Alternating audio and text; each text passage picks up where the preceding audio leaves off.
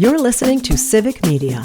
You can tune into any of our live shows on any radio station across the state with the Civic Media app. Find us in your phone's app store and listen anytime, anywhere. Good morning and welcome to Matt Nair on Air. Jane Matt Nair, Greg Bach, and Kevin Butenoff coming to you live from our studio here at Radio Park in Racine, where you can always join us. Call or text. The number is the same no matter where you're listening across the state, around the country. 855-752-4842. Or leave a comment if you're watching on the live stream on Facebook, YouTube, and what used to be Twitter. Childcare, a big issue here in Wisconsin, all around the country. But the Joint Finance Committee in Wisconsin held 4 meetings across the state over the last couple of weeks. The top 3 things that constituents, the people that legislators work for, brought up were healthcare, childcare, and education. Whoosh. Yeah. That was right out of my head. We are delighted to be joined by Representative Renuka Mayadev, as she is an assemblyman from District 77. Good morning, Representative. Thank you so much for joining us from our world headquarters in Madison. We can't hear you. Which is odd because we did a sound check and...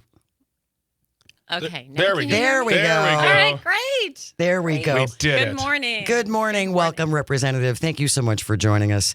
We did obviously mention that the Joint Finance Committee held all these hearings and then essentially went back and stripped out everything that people they had heard from wanted in the next budget here in Wisconsin.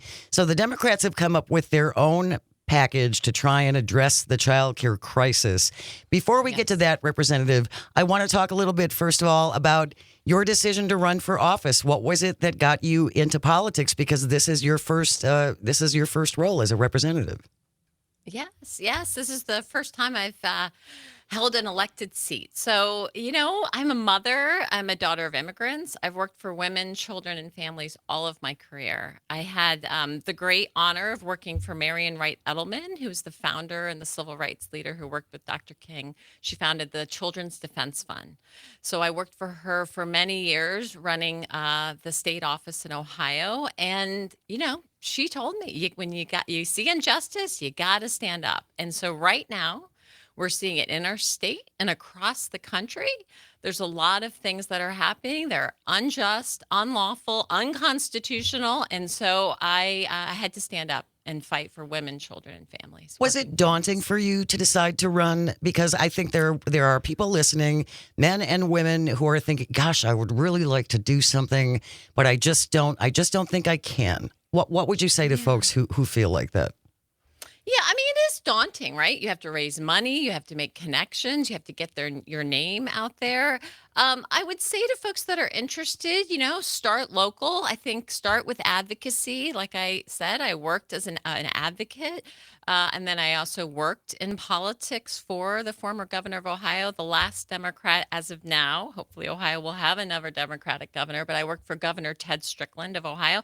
So I started to get my feet wet in politics, and I think folks can do that. They can do it at the local level, they can do it at the state level or the federal level. So, and there's so much advocacy, especially now, Jane. There's just so many things that we need folks to stand up and say, this is not right. This is not American. And I think it's important that you pointed out that you can start small. It's not like everybody who jumps in, I'm going to run for senator. That's not necessarily the normal track that people follow when they get into politics. Yeah, I think that's exactly right. And you learn so much along the way. I have to tell you, my work, and I'm also a lawyer. So as I've worked in these fields of policy, advocacy, in politics, I've learned so much that helps me do my job today. And I think it's invaluable, especially at this time now where we know understanding the law and understanding our norms and what we need to protect them is so important. When you were campaigning last year and knocking on doors, it was something we always like to ask elected officials who, have to go through that campaign process, which can be grueling, but you're knocking on doors, you're going to events, you're talking to people, and you're not just talking to Democrats, you're talking to Republicans, you're talking to everybody.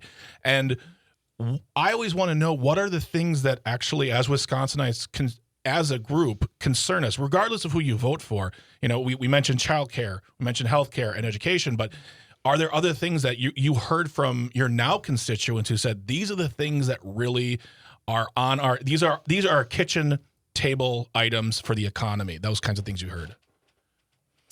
Yeah, I mean, this one, I had people crying at their doorstep. Oh. More than my two hands can count over the months that I knocked on doors, and it was around abortion. It was around access to abortion.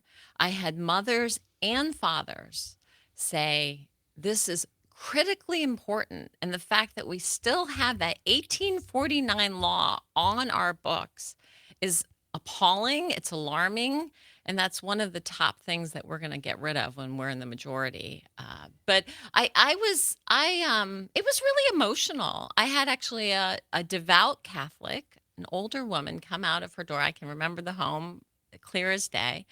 And she said, if I hadn't had, after I gave birth to my fourth child, and she knew she had 5 children, the DNC, after I gave birth, after I had a miscarriage, before I had my other child, I wouldn't be here today. She would have died.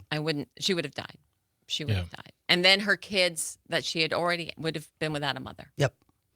And tragically, this has happened in some cases around the country, Yes. especially in states like Texas, where there are very few, if any, exceptions for the life of the mother. And I always go back to the fact that there is still nothing codified about how close to dead a woman has to be Yes. before she can get treatment. And that is one of the most disturbing things to me. It's just like, yeah, well, do you think she's going to, there is no, here is the point where we will give this woman the care that she needs.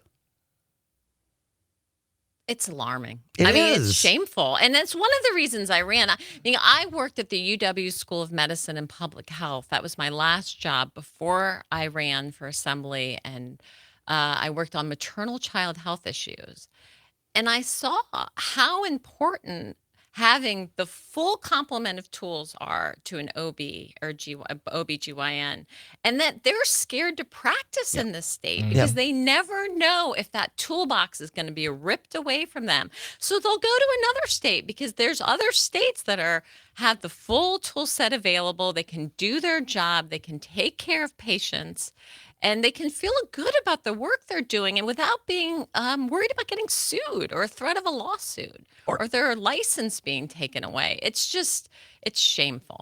If you're just joining us, Representative Renuka Mayadev is our guest. She represents Madison's 77th Assembly District. And I do think it's important to point out as well that at the recent Republican convention in Wisconsin, they did as a body vote in favor of that 1849 abortion ban here in Wisconsin. They're not letting that go. No. They're still very much supportive of that. I just think it's important that people realize that. And I think something that you just said was important as far as your interaction with that woman, the devout Catholic, is that, one, this is a far more nuanced discussion than certain politicians will allow it to take place. And two, Absolutely. a majority, I don't want to say numbers, but I think we see in the polls that more Americans, more Wisconsinites are in favor of access to this health care than people who are just saying, no, 1849 is a wonderful year to go back to. So it almost seems, and correct me if I'm wrong, they're not even listening to the people they represent. Yeah, they're not. This is something the majority of Wisconsinites want to have the availability and access to. And they're just running their agenda and not listening to the constituents, not listening to the people. And this is men and women. This is every race, every religion, every socioeconomic status in our state. This is not one singular profile that you can point to that's against this. So. Well, and I always find it interesting that the Republicans like to present themselves as pro-family and pro-child, and we want you to have babies, but yet it almost seems like once the child is born, then you're on your own. Then we're not going to give you any help. Especially, again, this brings us back to child care. So there were special funding under the Biden administration that helped kept child care going in Wisconsin during the pandemic. That money is about to run out. Yeah, that's right. So there were federal funds that were available that kept our providers' doors open, the lights on, so that folks could make sure that those slots were there, especially for those families that were working in jobs where they couldn't stay home during the pandemic. They had to go to work. They were our essential workers. And so now that funding's running out, and it's very important that we make sure that providers can keep their lights on, their doors open, and so that we as Democrats introduced this bill, the Child Care Counts bill, last week, and we need to get it done. They took it out of the budget, and we need to make sure that this singular bill passes. What is within this bill, Representative? Where will this money come? How are we going to fund our child care centers? Yeah, so 440 million of it is GPR, so state funding, and then the another 40 million is federal funds. So TANF funds that come to us that we should be using and can use to support providers. Because if I understand correctly, the money for this runs out at the end of June. That's right, June 30. And That's right, what end are of fiscal year. what are the when this money runs out, and if we cannot get anything passed in Wisconsin, we are looking at a massive amount of closures of child care centers in Wisconsin, right? That's exactly right, Jane. So 25% have already said they have to close their doors. 25%. Yeah. Yep. 1/4. And in some areas that might be higher, right? So that's, an average. So, and about 60% have been really clear that they're going to have to raise their tuition costs. And families are already stretched thin. Yep. This is not something that is easy for families. Majority of them, I would almost say all of them. I mean, the costs for childcare are enormous. And so that's going to be untenable.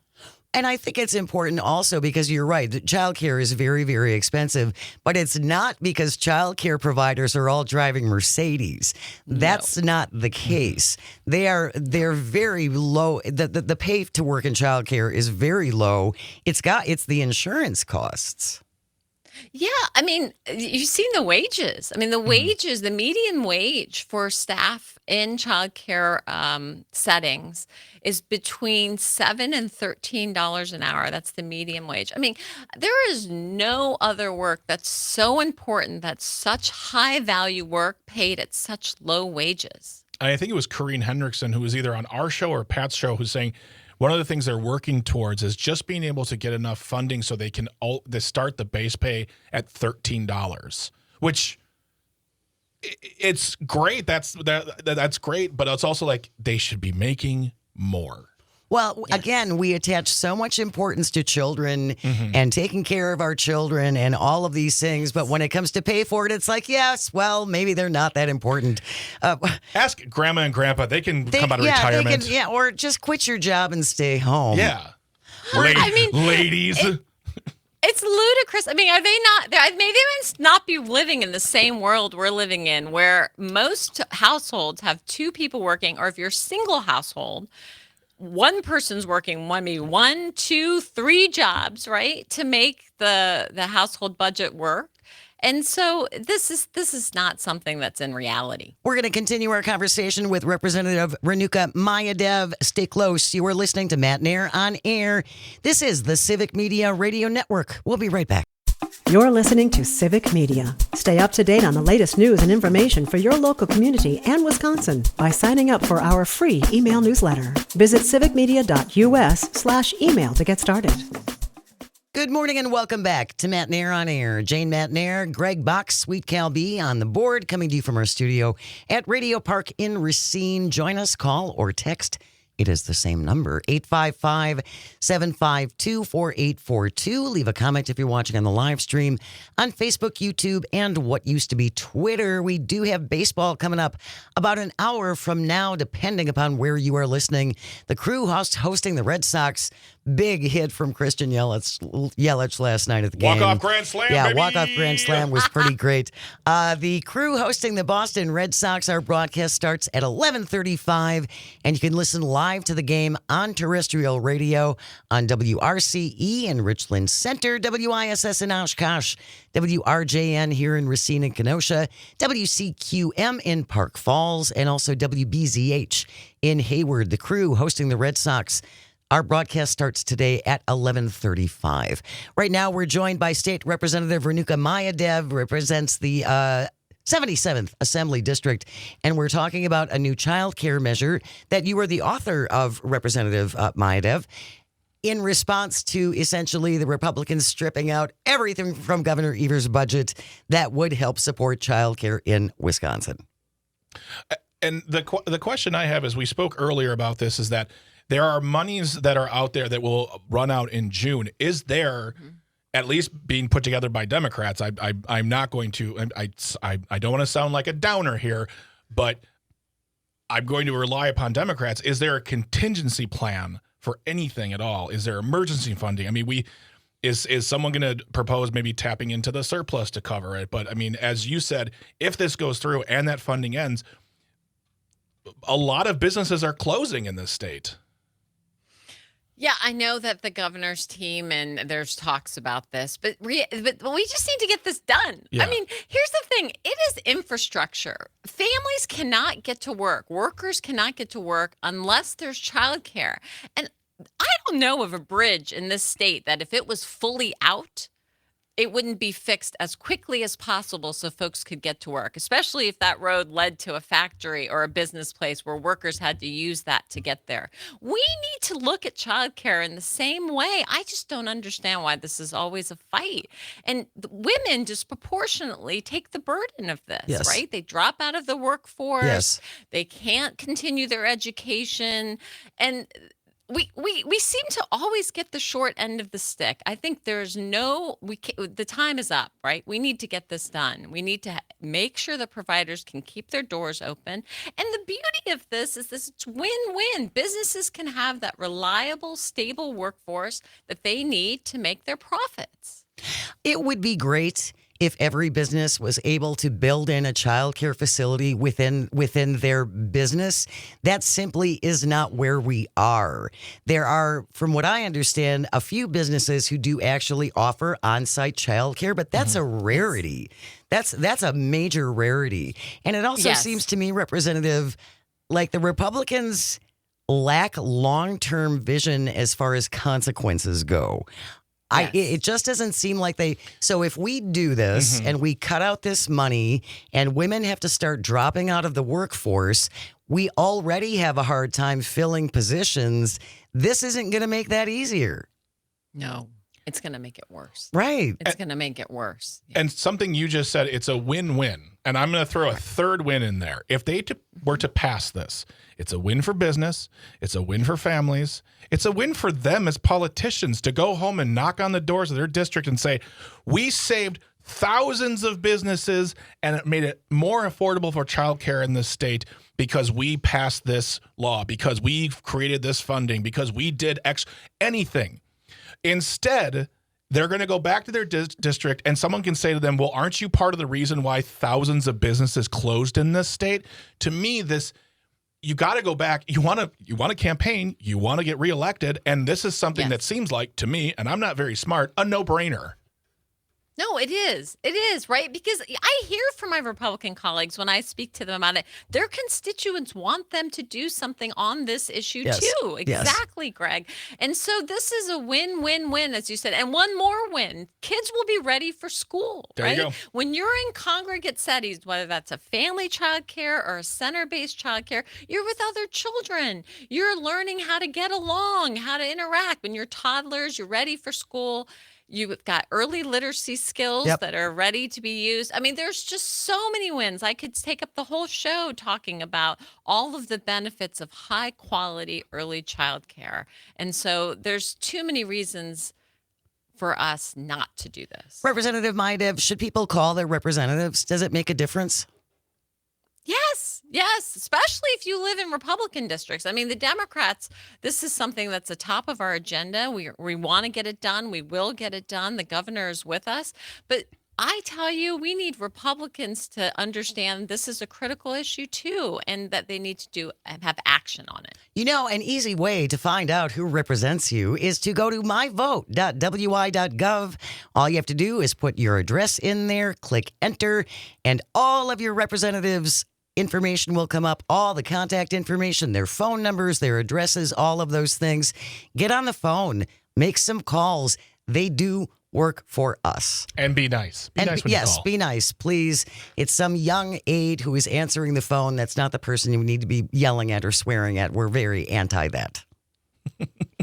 Yes, be nice. Be nice. Be nice. Absolutely. Cordial, be nice. Representative Renuka Mayadev, thank you so very, very much for your time. We will keep in touch, hopefully, and hopefully this will get somewhere. It would be great to see this. To see this go through. Yeah. We have news coming up next. When we come back, we're going to lighten it up with a little audio sorbet. The soundtrack when you were in high school. That's all on the way. Stay close. You are listening to Matt Nair on Air on the Civic Media Radio Network.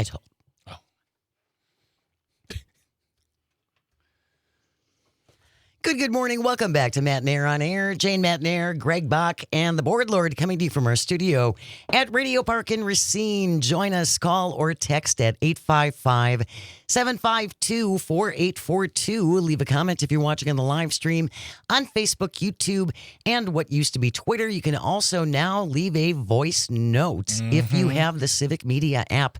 So maybe it's not convenient for you. Maybe you're in the middle of a meeting and you're listening and you shouldn't be. You're like, Jane and Greg, I love you very much. I'm sorry. I'm just leaving a voice note right now. It's a very important voice note. Where are those figures? I don't know, but you're a great radio show. But you can always send us a voice note as well if that is more convenient for you. Just download the Civic Media app.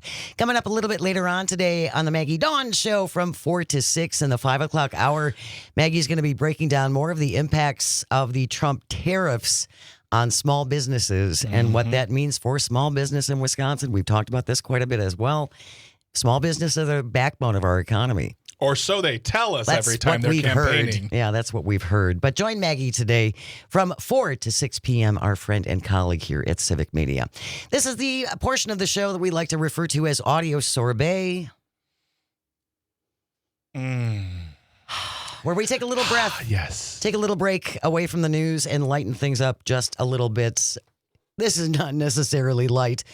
Rick Derringer, really accomplished guitarist who I had no idea he was that accomplished. Yes. But Rick Derringer has passed away at the age of 77.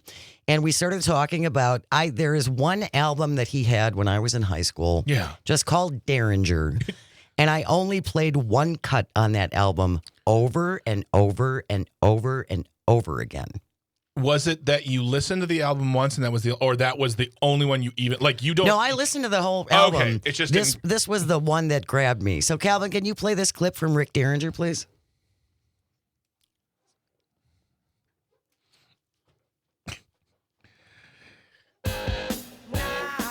I'm 16 all over again. If I danced better than this. If ever there was an advertisement for the live stream, today is the day. Don't watch. Watch. Please watch. What was your soundtrack? What was on your high school soundtrack? Yeah. 855-752-4842. A song that you hear and you are instantaneously back in you're a junior. Yeah. Or you're a senior. Yeah. What is the song that puts you back in high school? Driving with your friends. Driving with your friends. It's a summer day. You're going to the beach. You're going to Lake Michigan. Or you're just driving by yourself because you're just a lonely, tortured sad artist. Was that the case for you, Greg Bob? Yeah, sure. Let's go with tortured artist and not just, what was a dork. What was in your high? What would have been on your high school soundtrack? For me? Yeah.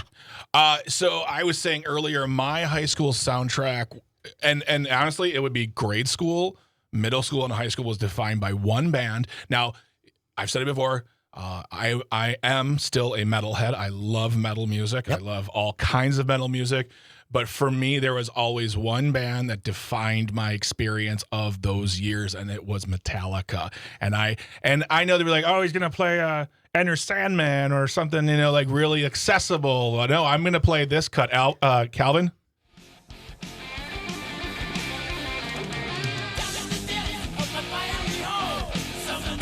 Oh yeah, Jane, get in it. Mr. Metalhead over here. Yeah, this is a song by Metallica off their first album. Were you a very angry child? I was a very sad child. No, that song's called Jump in the Fire off their very first record, which, by the way, Metallica's first record, celebrating its 42nd anniversary this year. Seriously? Yeah. So I love Metallica and I'll defend their 90s output, but yeah, that song along with a lot of other songs, and also just like the songs of the radio. I was telling Calvin before that, like, my high school years, which was early to mid 90s, I think when I think of high school radio, high school on the radio, I think of Green Day, I think of Soundgarden, I think of The Offspring, because they were on everywhere, all the time. Yeah. But yeah, so that was just a snippet. What is your song? What was on your high school soundtrack? What was on your high school soundtrack? The song that you hear immediately sends you back to freshman through senior years. 855-752-4842. What is on your high school soundtrack? We're talking about this after the passing of Rick Derringer, who passed away at the age of 77. And he became a star when he was a teenager. Yeah, he was in, oh God, what was the name of the band he was in? I'm going to look it up right now. Oh, he's Hang On Sloopy. Oh, that's right. Yeah, I didn't know that before. And then he became like a 70s rock guy. Yep. He was a big rock star. Peter Frampton. Oh, the McCoys. He was in the McCoys. Right. And then after, people were like, we're not going to buy your music anymore. He became a producer. He produced Weird Al's first 5 records. And unfortunately, in a piece that I read this morning, Derringer kind of said that kind of stuck him as a novelty producer. So he didn't know if that was the best life choice, but he was a very accomplished guitarist. Yes, he was. Shizu on the live stream says that Evanescence or Linkin Park. It's like, tell me when you went to high school without telling me when you went to high school. Exactly. And Jeff on the live stream says, More Than a Feeling, Boston. I mean, I am so with you, Jeff. Boston for sure. That debut record was a monster album. It's still everywhere. It was huge. Yeah. I had the chance to see Boston, actually. Really? And You had the chance? I saw them when I was in high school. Boston and Aerosmith. Was Aerosmith opening up? I believe they were. I believe Aerosmith opened for Boston. Amazing. Yes. What is on your soundtrack? What is the soundtrack of high school for you? 855-752-4842. You just hear the song and it sends you right back. Casper in Madison says Garth Brooks, Alan Jackson, Pantera, Snoop, Ice Cube, Pearl Jam, and Metallica. I was almost gonna play some Pantera, but I didn't. I would have just, the rock would have happened too much, and I would have walked out the door to rock outside. Christine from Slinger, Sunny by Bobby Hep in 1966. Calvin, take a look for that song, please, Sunny. It's a really sweet. Sunny. Yes. Okay, all right. Yes. Bobby, more like Bobby Hepcat. Thank you, Christine. What is your soundtrack, your high school soundtrack? You hear it and it sends you back. Roger in Stevens Point says it was Long Time from Boston. Another good Boston tune. Yeah. Adam, listening in Oregon on WXCO, the entire Weezer Blue album. That's a seminal record for a lot of people. That debut album from Weezer, which is also, I think, 30 plus years old now. Isn't that crazy? Wow. It's when you're like, hey, we're listening to Weezer on classic rock. You're like, no! That means I'm this old. Maureen from Nina, Maggie May by Rod Stewart. He was huge. He was huge. He really was. Yeah. I was never a big Rod Stewart fan either, and I still don't think he can sing. I love the intro to that song, and then once it turns into the Maggie May part, I'm like, I'm done with this. Doesn't do it for you. No, not at all. 855-752-4842, 855-75-CIVIC.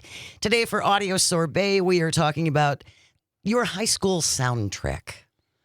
Just one song or a couple songs you hear, Yeah. and it immediately sends you right back. Steve from Green Bay, listening on WGBW. Anything ska or punk. Even my yearbook quote was ska punk. I love that. I don't know what that means. Ska music. I know what ska is. Oh, okay, yeah. How the quote is ska punk. I would like more Yeah, explanation. if you can, tell us what you quoted and what band you quoted in your yearbook from which ska band. So Stacy from Waukesha, listening on WAUK, the Eagles, Elvin Bishop, Charlie Daniels.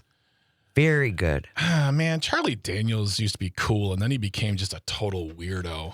He went from standing against war and doing concerts for Jimmy Carter to like Obama's a Muslim who's not born here. Well, things happen when people get old.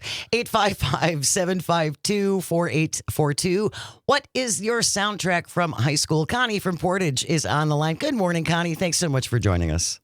Good morning. Mine would be the Platters and Elvis Presley. Okay, there the you go. Platters. That's great. But it sends you right back, doesn't it, Connie? Oh, when I hear the Great Pretender, I'm gone. Thank you so much, Connie. Really appreciate it. Join us. What is your Look at that. your high school soundtrack? Brian from Milwaukee is on the line. Good morning, Brian. What's yours?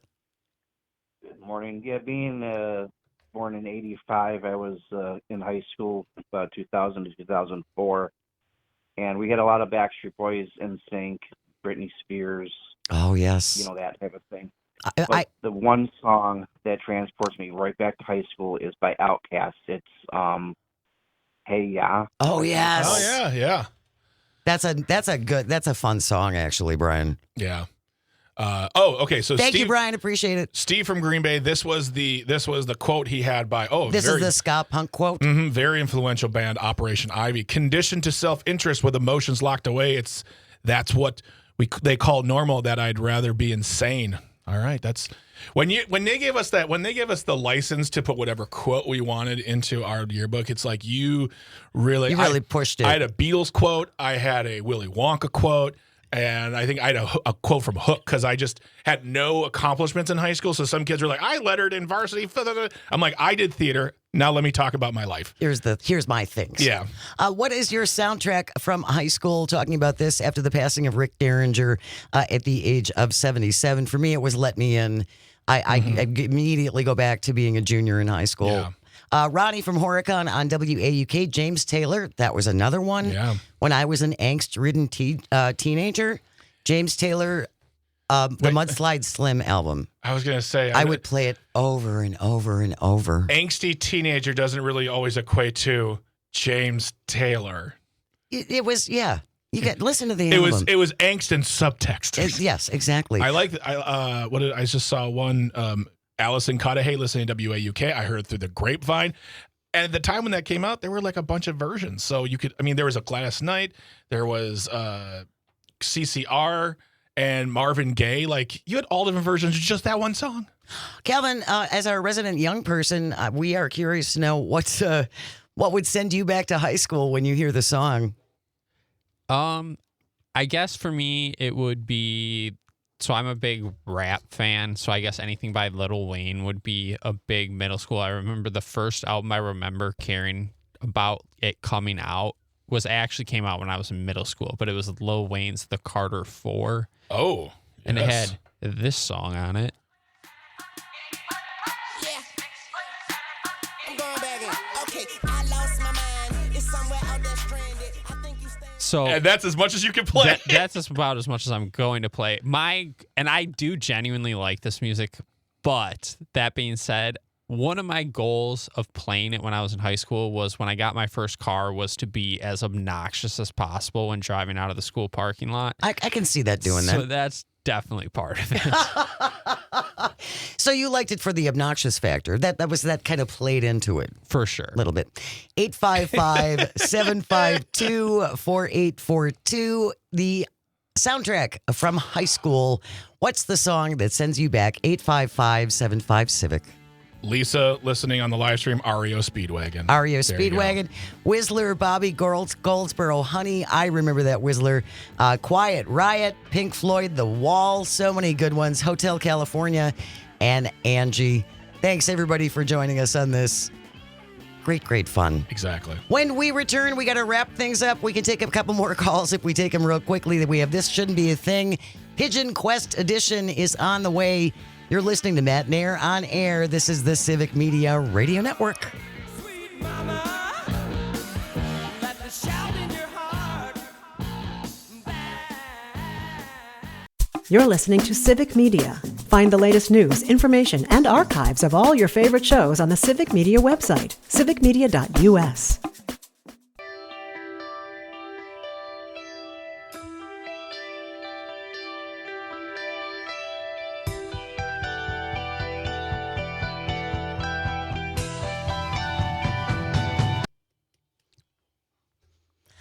Welcome back to Matt Nair on Air. Jane Matt Nair, Greg Bach, Dr. Slide on the board, coming to you from our studio at Radio Park in Racine, where you can join us at 855-752-4842. Leave a comment on the live stream on Facebook, YouTube, and what used to be Twitter. Before we went to the break, we were talking about your high school soundtrack. What was on your high school soundtrack? Rick Derringer passed away at the age of 77. He did Hang on Sloopy. He did a lot more than anybody realized. Rock and roll hoochie coo. So we were taking your calls about what was on your high school soundtrack. Just real quickly, we want to get to a few more. We have Buddy Holly from Frank and Delafield, Bob from Glendale, my high school soundtrack, Sabbath, Deep Purple, Doors, Zeppelin, and Jay Giles. Absolutely. And I actually thought that his name was Jay Giles. It's Jay Giles. It's Peter Wolf is the know. I really thought his name was Jay Giles. Well, you would think that it's called the Jay Giles Band. Don't know where that came from. Richard from Waukesha, real briefly, what was your song that puts you back in high school? Well, there was many, but Mr. Fantasy by Stevie Winwood. By There Steve you go. Winwood. Oh, yes. Excellent Great. one, Thank Richard. you so much. Also, Low Spark of High Hill Boys. Oh, yes. Traffic. Great song. band. Jip from Chippewa, you get the last word on this. The song that puts you back to high school. Jim, are you there? Oh, can't hear you, Jim. Maybe you're singing, Jim. We cannot there hear you go. Jim, you may want to try and give us a call back. But anyway, that was so much fun. Thanks, everybody, for taking part in that. It's getting late. It's 11:54 Calvin. That means it's time for... This shouldn't be a thing.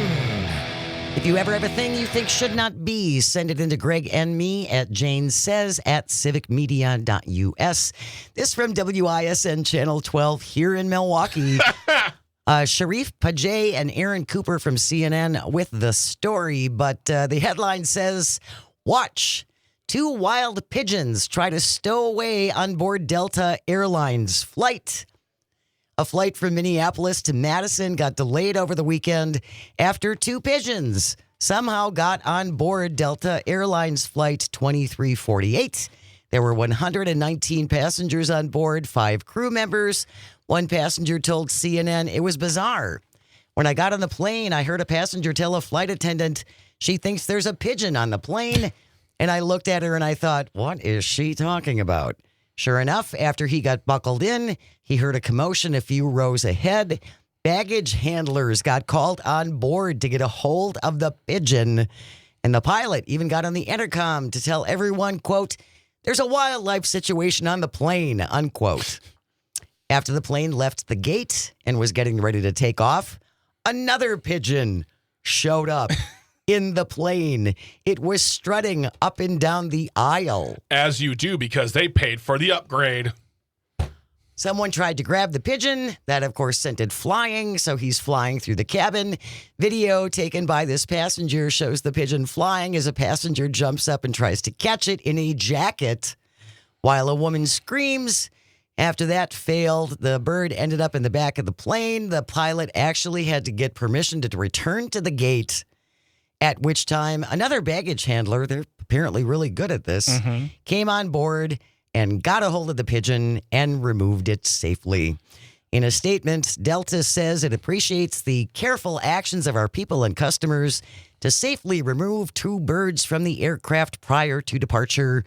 We apologize to our customers for the delay in their travel. The flight arrived in Madison about an hour later than scheduled. There is a video element if you would like to see it. I just think it would have been fine if they left the pigeons on there. To fly along? Unharmed and unbothered. You know what pigeons do when they're in mid-flight. All birds do that mid-flight. Yeah, that's why you don't want pigeons flying around the cabin. I feel like they cause more of a kerfuffle by trying to handle the pigeons by just letting them, give them some peanuts, give them some earphones for the movie. Just let them do their thing. I just like the visual of the pigeons strutting up and down the aisle going, oh yeah. Do something, son. Oh yeah, what are you going to do about something. it? That wraps up today's episode of This Shouldn't Be a Thing. Coming up tomorrow, it is Thursday. Jim Santel, our friend and colleague and host of Amicus. It's Thursday It's already. Thursday. A law My review God. will be here at 9:35. There have been several developments in cases ruling against the president and some of his attacks on law firms around the country who represented people that he didn't like. Yeah. So we'll have some updates about that with Jim Santel tomorrow morning. Brittany Merlot will be here with Weather and Wine. And the Journal Sentinel's J.R. Radcliffe will be here to talk all things sports balls. You keep me on track. I love appreciate talking that. about sports balls, especially when the Brewers win, and they could sweep this series against the Red Sox, which sounds like a big thing, but their record is almost the same as ours. That would be great to see. Yeah, I'd love to see that. Again, on certain select stations across Civic Media, we will be broadcasting today's game when the crew host the Red Sox. Our coverage starts about 11:35. Thank you, Greg and Calvin and all of our engineers, because without you, nothing works. And thank you most of all for calling and for texting and for listening. It really means the world. I hope you find some joy today and you have the chance to share it. Keep it right here. We have news coming up next, followed by Tom Hartman from 11 to 2. Todd Alba takes over 2 to 4. Maggie Dawn 4 to 6. And Pete Schwaba wraps it all up with Nightlight from 6 to 8 p.m. Don't go away. This is the Civic Media Radio Network. We'll see you tomorrow.